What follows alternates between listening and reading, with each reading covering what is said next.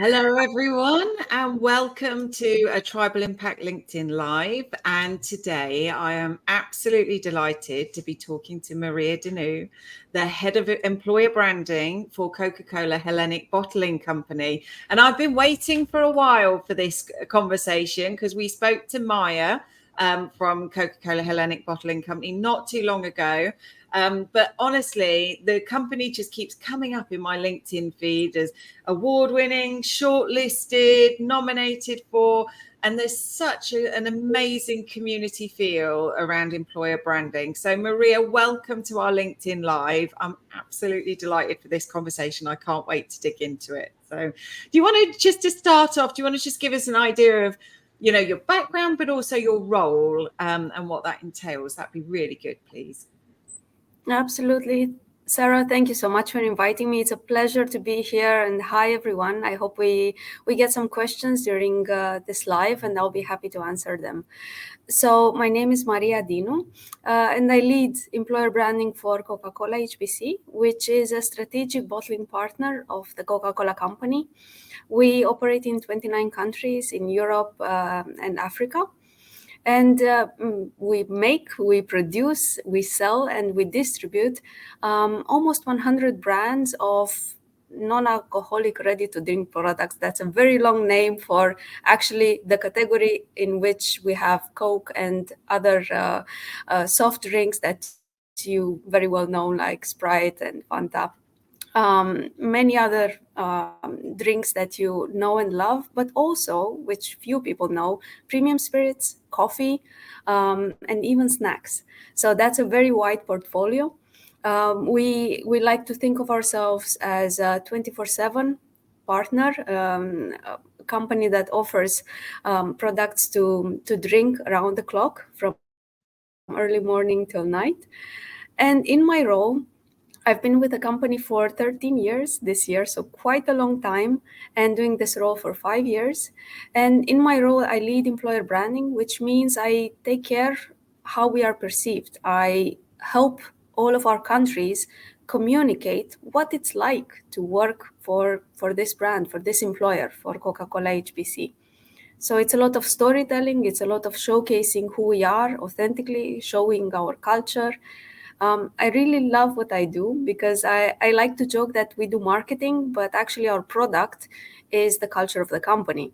So this is what we show, and you have to walk this fine line between showing authentically, maintaining the truth about what's there, what's the actual product, but at the same time, show it in the way that your consumers want to digest it, in the channels that they are present in the form that they most easily will understand it. And this is, it's really marketing, but it's about stories. I love that. And also it's about people as well, isn't it? And culture and people. And I think this is why I love this topic so much, because my background is marketing, but I'm hugely passionate about the topic of employee advocacy, employee voices and their roles, because it touches the human element. So I love that. Now, anyone who's watching live, you are more than welcome to pop in some comments as we go through this conversation. I've got lots of questions, and I'm sure I've got lots that haven't come into my head yet, because I always go off brief. And then Ryan's back in the background, and he's probably sitting there thinking, yes, you do, Sarah, stick to the script. But yeah, pop them in the questions and the comments, and I'll put them to Maria as we go through. There's something you said there, which I love, actually. It's all about storytelling. It is marketing, but it's also about culture.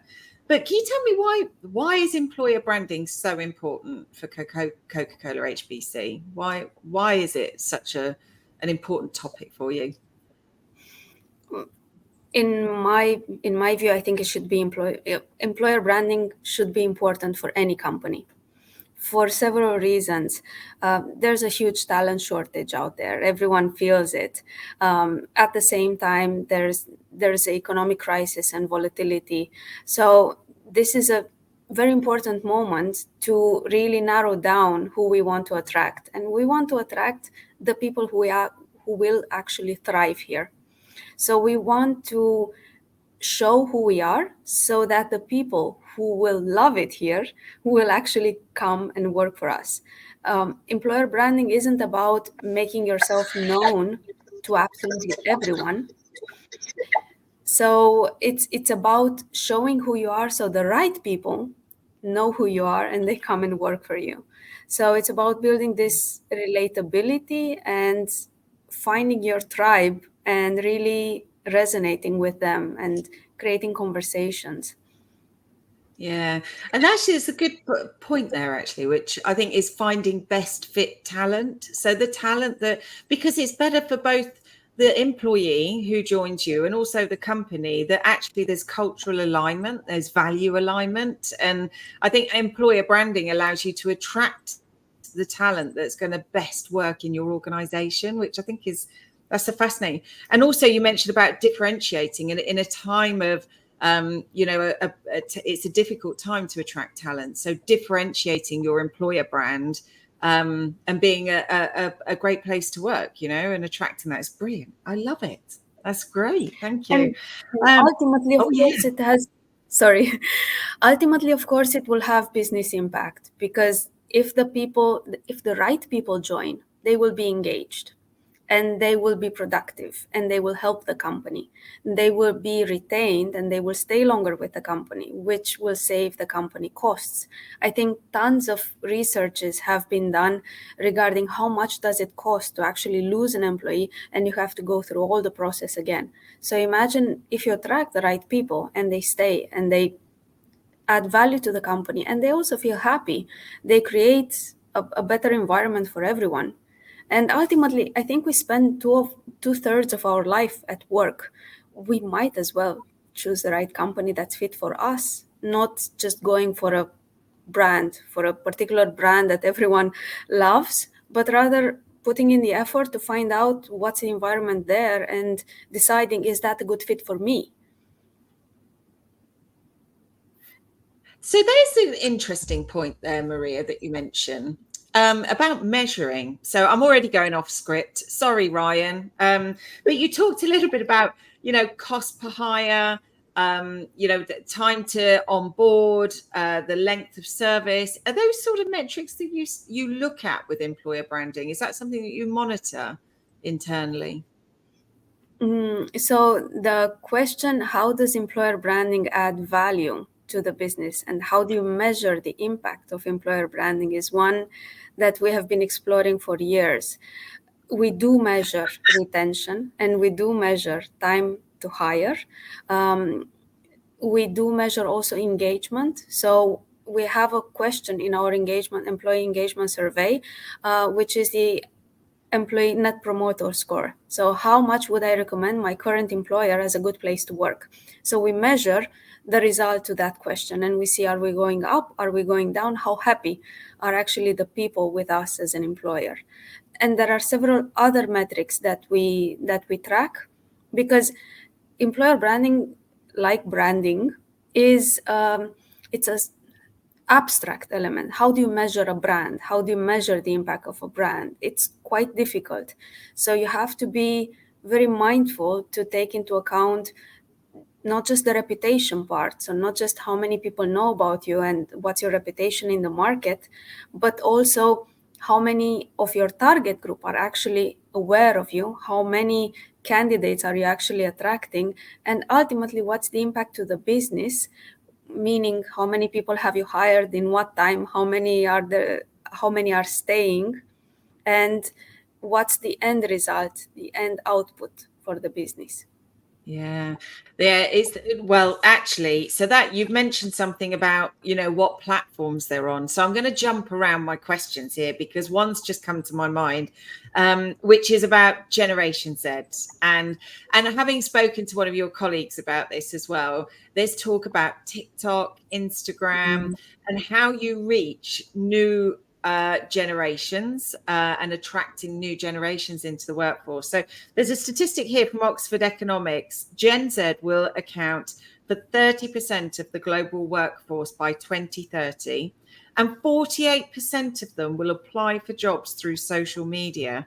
I mean, how is Coca-Cola HBC responding to that? What's your view? Most of our employer branding effort is focused actually on social media, and this started several years ago. We started our social media journey rather later than other companies in 2018, but we invested heavily onto it, and along the way, which we might touch upon later, we gave more power to the people. So we decentralized our communication. When we talk about how do we show up on social media, it's not just the company's brand, it's also the company's people, our employees, who post on social media about their experience at work. So that is super important to us.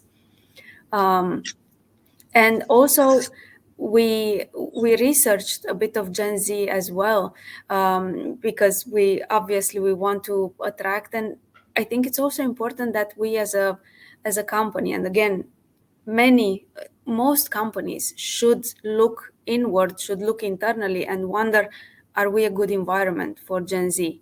And how should we change and transform to be more welcoming to the diverse ages and backgrounds of our employees? So what we noticed looking at Gen Z is that not only they will want to apply via social media, but social media is their main source when they're looking for information about their desired employer. So they don't go to the company's website. I mean, they might go, but like fifth on the list. The number one place they will go is the company's LinkedIn profile and the company's LinkedIn posts. And then obviously they will look for the company's CEO. Are they present on social media? What are they posting about? They will be looking for the hiring manager of the position they want to apply for. Are they present? What kind of a person are they? What do they post about? And then they will start looking for other employees, and what are they posting about? What's the environment? Are they posting about fun things happening at the office? Does it look like an environment that I'd like to be in every day? That is an absolute masterclass on why, that it it involves so much more than just a department when it comes to employer branding, and how you need to elevate voices across the whole organization, right from the CEO down to the hiring manager, down to employees. And I just think that's a brilliant summary. Thank you, Maria. But you touched on something there that I'm going to dig into a little bit, which is about giving employees that, when you said you decentralized the process and you gave employees almost not permission, but authority to go and be themselves and enable them to do that. And we've touched on this before, employee generated content. How do you make that happen within an organization the size of Coca-Cola HBC? It's not simple. It's not something that can be done in a month or two. We started in 2019, and actually this is Maya's project. She is the leader of employee advocacy in Coca-Cola HBC. We started in 2019 working with several countries to design the program. So we imagined, how would employee advocacy look like? What would our employees be posting about? How much freedom should we give them versus how many frameworks and governance should we set in place? So we worked with the countries, we aligned with our corporate communications team, because this is not something that belongs just to employer brand. Employees represent the company publicly. So it's important to be mindful what they talk about. And previously, this was quite a governed space where we were very careful what sort of information we put out there, and people were very careful what they would post about, or they would prefer not to post about anything at all because they were unsure. So it was a journey to go from nothing to more, I would say, more freedom in expressing themselves. And a significant component of that is education and guidelines. So you cannot go 0 to 100 from nothing to just go out there and post whatever you'd like. you have to have some framework in place. So we designed specific guidelines in partnership with corporate communication. We trained our advocates. So you would expect that when you get to be a content creator, you would get trained what sort of content to post about, what are some basic rules. We would think of them as common sense. How do you deal with negative comments? How do you post when there's, a sensitive moment? We launched in 2020 when COVID was, we were in lockdown basically. So how do you post when the environment is so sensitive? And we've undergone several crises since then. So we had to have some clear guidelines around that. And we trained a huge amount of people with the support of our local employer branding managers in all the countries. So this wasn't a one person effort, it's a very wide team with the support of partners. We have an employee advocacy platform where we encourage employees to start by resharing company content and putting in a few words, one line of reflection, one sentence, adding to the company content. So that's how you start, with maybe one sentence, and then you grow little by little, and then you create your own stories, and you share about events that you're going to go to, or experiences that you've participated in, conferences and so on. So we grew year on year. And finally, I think we reached a point where we have several employees, I would say a few dozens, that are content creators, people who write what they feel about. And I think a very important element here is we made it about personal branding, not do it for the company. So we thought, we have these amazing people who are fantastic professionals in their field. They have so much value to add. They are amazing personalities, and they have so much to say, really. So it's just about giving them the frame of, here are a few things to be careful about, but other than that, go out and show yourself. And if you happen to mention the company in a few of your posts, that's really great, and we love you for it. So we made it all about the person rather than the company. And I think that's what really made the difference. What an amazing transition in such a short amount of time, though, Maria. I have to say, that's quite impressive to be able to do that. I'm just going to dig into one bit that you said, though, about engaging the local employer branding. So one of the struggles a lot of our customers and also people in our community tell us is, how do you scale this? So it sounds like you onboarded local resource to be part of that process. Was it part of their role, or did you sort of ask for volunteers, or were they running up saying, I want to be part of this? Or, how did you make that happen? It's part of their role. So our structure is designed in such a way that we have the center of expertise, the group, where it's me and my small team. And then we have, every business unit has their own employer branding and culture programs manager. So these managers, they lead employee events, they take care of engagement, they take care of culture, and they take care of everything regarding employer attractiveness in their own country. Employee advocacy is a significant part of that because they manage their own local community of advocates. So what we do at the group, various capability sessions for all the advocates, or various global contests or recognition events for the entire group of advocates. I would say that this is 20 to 30% to keep it going, but the majority of the work is done in country by the person taking care of the local community of advocates, because mostly people post about what's going on in their country.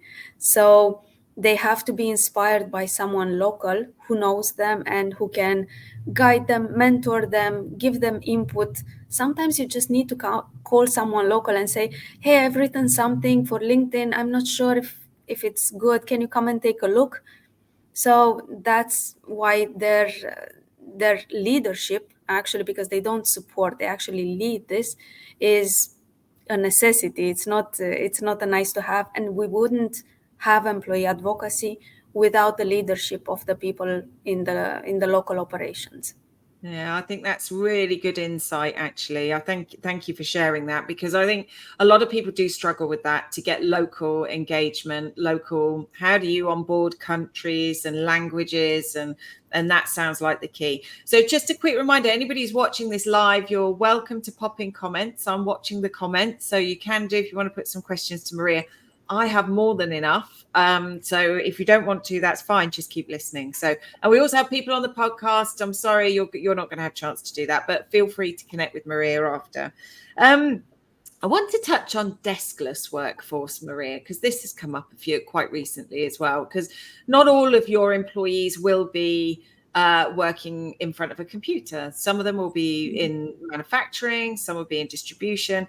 So can you tell us a little bit more about how you manage that process, and does that make an impact on your program? We do, and we have, I would say, several thousands of employees across our countries who are either in sales on the market or, like you said, in production, in working in plants. So these would qualify as deskless employees. And from what I've seen in external research, they are the most disengaged and the most likely to not trust the leadership of the company in general. So definitely it's a need to engage these employees. So who do they look up to? They look up to their manager, their direct line manager. This person will be the representation of the company. So it's, I think it's ultimately also a question of talent. Who is leading this first line manager type of role, taking care of the deskless employees, because they will have a major impact over the engagement of thousands of people ultimately. So this would be the first question to ask. Second, they do want to connect across locations, across functions.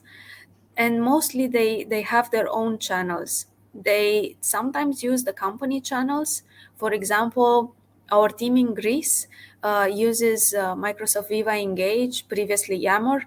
So this channel of the business developers in Greece is just full of market activation photos. Everyone is contributing, showing I did this, here's this example, and just inspiring each other. And it's fantastic to look at, even though I don't know a single word of Greek. But it's just amazing to look at. Several other countries also use either WhatsApp or Facebook groups, so they find ways to engage between each other and to inspire each other. And we also had our own platforms, which we use to engage employees even across geographies. But the point I want to touch on here is, if we don't give them a platform, they will create their own. So if possible, I would recommend that a company gives them a platform where they can all connect and just exchange, maybe even cross geographically. Of course, language can be a barrier, but it's very important for them to have a space where they can share ideas. And ultimately, I think the last point I want to make is, they go to LinkedIn or to other social media channels to find news about the company. So again, I'm coming back to my initial point that the leader needs to be present on LinkedIn, because that's how deskless employees, and to be honest, all employees, take their share of communication about the company. They find out what's going on in other markets, what's going on in other countries, what are some initiatives that are being rolled out. They see the posts of other employees from other countries. So they get inspired by what other people are posting on social media. Fascinating. And actually something you mentioned there that really meant, we've got a couple of questions which I'll come to. So thank you for those that you've put through. Something you mentioned is like community. It's like a sense of community internally, isn't it? And really, you know, using an advocacy program to not just advocate the brand from an employer branding perspective, but actually to connect people at a human level, both internally and externally. And it's funny how those connections you're describing are happening on platforms like LinkedIn, you know, as well as internally as well. It's amazing between employees. That's great. That's great. That's fab. Yeah, I love that. And leaders on LinkedIn, that's a whole other topic. I don't think we'll go there today, Maria. We could talk for a whole hour on that one. Right, Mike. Mike said, do you think building an employer brand is harder for B2B brands or brands that aren't typically well known and can't rely on brand equity? So I don't know what your thought is on that, Maria. I think it's a two-edged sword, because employer brand can be sometimes can be affected by the company's brand. You have this halo effect of the company brand, and people just assume that because of the main product that you're selling, your culture is going to be in a certain way. Or they know the product very well, but they have no idea about the culture. So even if you are a famous B2B company, it might still be a challenge to build your employer brand, because you cannot just rely on the reputation of your brand. Whereas if you are completely unknown, then you need to build both at the same time, the company brand and the employer brand. And I see more and more companies talking about having one brand. So the unification of the consumer brand and the employer brand, having common strategies. I know this sounds very abstract, but it's actually very simple. It's just connecting your consumer advertising or consumer promotions with your employees, having employees reshare those, transforming or linking a consumer activation into something for employees. And I'll just give a simple example. You remember during COVID, it was immediately after the first lockdown, when we started reopening up Horeca. It was the end of the summer. The Coca-Cola company launched this amazing ad featuring a poet talking about how there is no normal, there is no going back to the normal. Let's just open up to the possibility of this new normal, and what the new situation looks like. And we went to our employees and we asked them, how does this look like to you? And we used a visual of that campaign, asking employees to reflect about what the new normal looks like for them. And we asked them to share this openly online. And it was personal, it was about them, with a slight nod to the consumer brand, keeping the brand integrity still there, but having a human reflection and ultimately a human connection on the platform of something that was initially consumer focused. So I hope that makes sense. I would see them very closely connected. Yeah, that's interesting. Brand unification. I think that's, and also I think at the end of the day, the connecting factor, whether we're talking about company brand, B2B brand, consumer brand, it's emotions. Emotions play across all of that. And I went to a really interesting conference about this, around B2B decision making and how much decision making is done based on emotion. And we have this notion in B2B marketing that actually it's all about the facts and the figures and the ROI, but actually there's more emotion involved in B2B decision making than I think we realize. And it's the same for it. So that's maybe the connection between brand and employer brand. It's that emotional value system. Makes sense, that unification. That's fascinating. Thank you for sharing that. Thank you for the question, Mike. Yeah, so good question. Thank you. Also, LinkedIn user, I don't know who you are. Sometimes it just doesn't come up with a name. What recommendation would you have on storytelling, highlighting your employees' experience on social media? By highlighting your employees' experience, I'm not sure I understand the question. Sarah, what do you think? How would you rephrase the question so that I Yeah. answer? Well, maybe the user can say it again, but my interpretation would be, I mean, I am fascinated about the topic of storytelling and how you engage your employees to tell stories. How do you give them the skills to be able to tell stories on social media? That's my interpretation. But LinkedIn Hmm. user, please feel free to clarify. But that's what I would, I'm yeah. just gonna try and answer that. Um, So when we started employee advocacy, we actually did a series of storytelling trainings, and that was 2020. Meanwhile, the topic of storytelling gained a lot of traction, and now everyone is talking about it. Everyone is building storytelling skills, and I think it's just, I'm going to repeat myself, it's just giving them a frame and some ideas on what to talk about. Um, I think oftentimes we put barriers ahead of us and we just overcomplicate what we want to talk about. So we wonder, is this good enough? Who am I to tell this story, and so on. So by having a simple frame, what does a good story look like? What are some potential topics I could touch on? And maybe having a few examples from good storytellers in the company or even outside the company.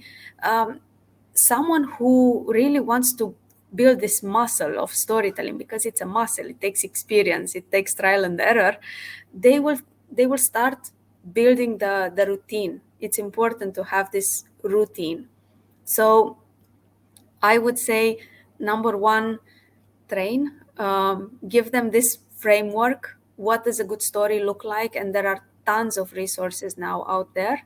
Um, Give them some topics to talk about, and then amplify. For example, one thing that I really love is when I see companies, employers, resharing their employees' posts. This is something we don't do yet so much. We do comment on them, but it's amazing. It just puts the spotlight on the employee and says, "Look, we have this amazing person who wrote this amazing story. Look at them," and it's just fantastic exposure. Or we Yeah. ask other employees to amplify it. Or oftentimes I saw a post by an employee and I said, "That's such an amazing story. I want to do a video on it." And then we went and did a professional video on it, which we then posted on the company profile, on the company LinkedIn page. So these are some ideas. People just um, get recognized, and they get encouraged when they see that their stories are gaining traction and they're touching other people and creating impact. Ultimately, people just want to connect with each other.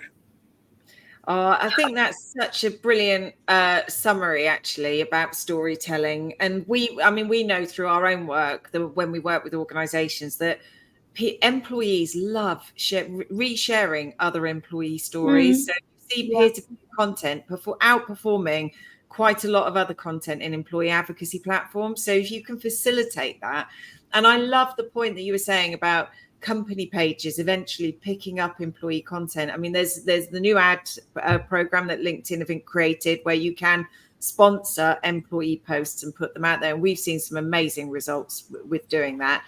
But actually, Yeah. just I think we're going to start to see a shift actually in the LinkedIn company pages, but to become more of an employer branding engine and more of a spotlight for employee voices. And I think we're going to start to see more of that happening, which is quite exciting. And that's how it should be. Employees make the brand. So I'm preaching to the converted here then, Maria.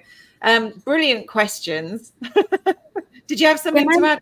Yeah, I wanted to build on that and to say that one thing that we recently did, in one of our company-wide learning events, we invited two of our maybe I wouldn't say most well known, but two of our most active advocates who spoke about what it's like to write and to tell stories online, to create content online, how they do it, what's their philosophy, and how they found their niche, their writing niche. And their stories were so different that it just shows that it's a personal journey. And I hope it gave other employees more courage to find their own content style and what they want to write about. One of them talks about sustainability, and she mentioned how she initially was a bit apprehensive when she found that this is the area that she wants to advocate about, and then as time went by, she got so much encouragement, and she felt so right that she just continued with it. And she's a fantastic, I would say, LinkedIn voice, but not officially, Yeah. followed by a lot of people. And, it just creates an impact. And like I said, it doesn't have to be about the company. You have to find, what resonates with you. And that's so true. It doesn't have to be about the company. There will be employees that are hugely passionate about topics that may not relate to the products or their role, but other topics that do relate to business, neurodiversity, within the workplace, women in tech, STEM topics. There's so many, but people have different passions. So just give them the skills and the tools to be able to talk about their passions. I love that, having the culture.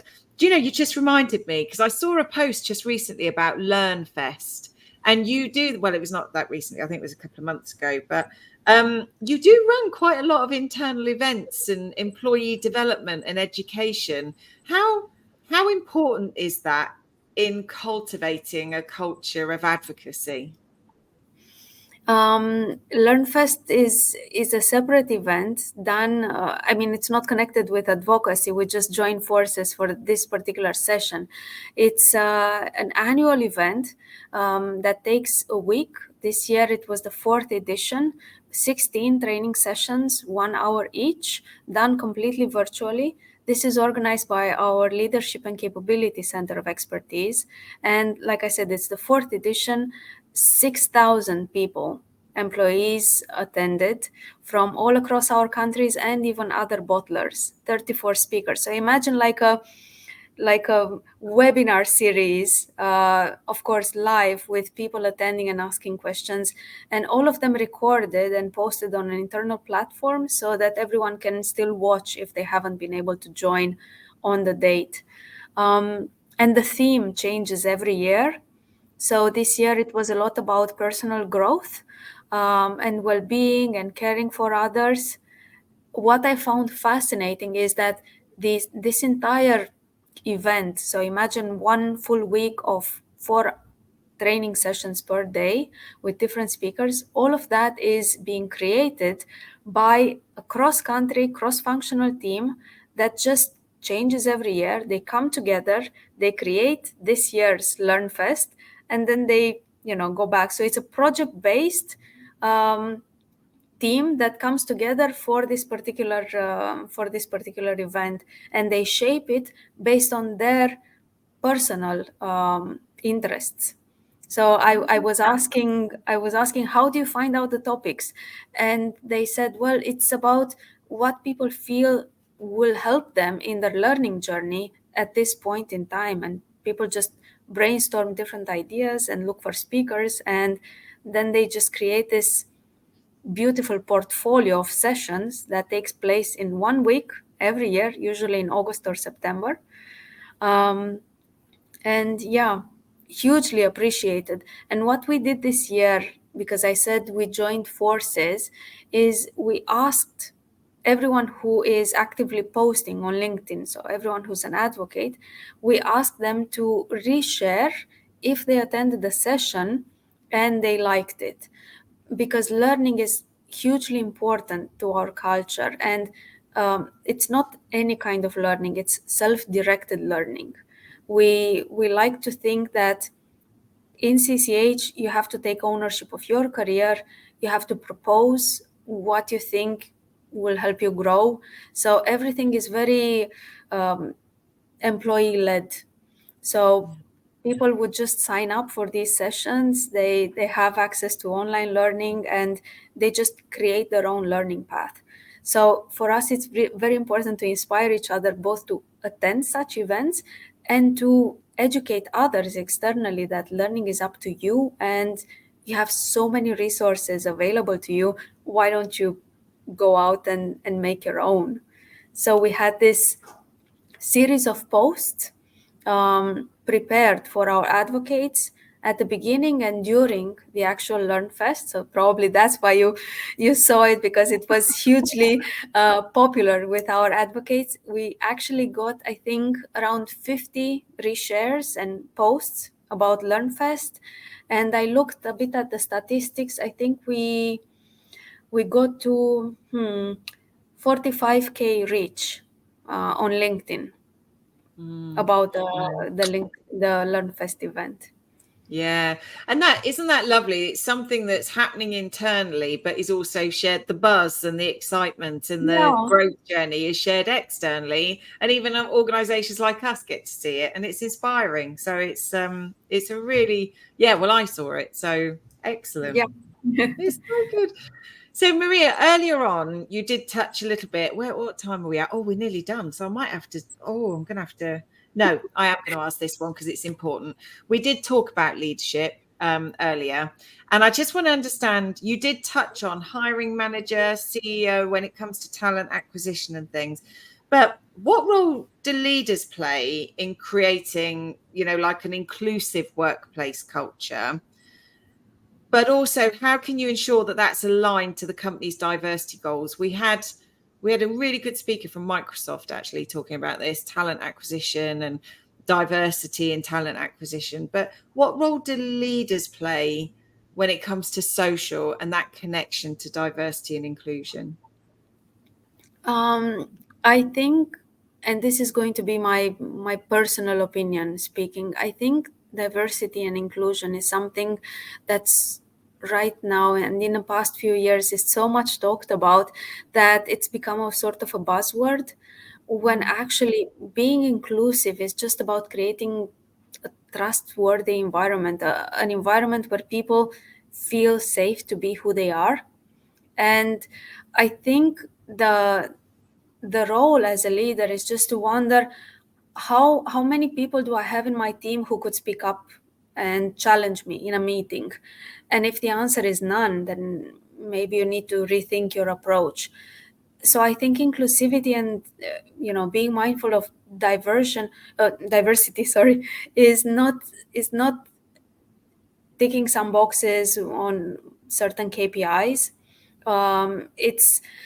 It's about having a sort of environment where everyone feels safe to challenge the manager of the team in case they have a different opinion. And that ultimately ensures two key elements. The key element of being an inclusive leader is creating psychological safety.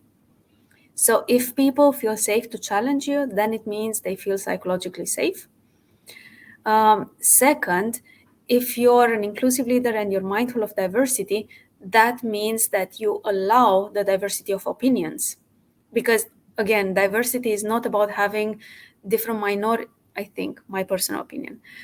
I think it's more than having minorities or gender balance or race and things like that. It's ultimately having different people with different views who feel safe to express their views and be exactly who they are, regardless of their external appearance and gender and race and age and so on.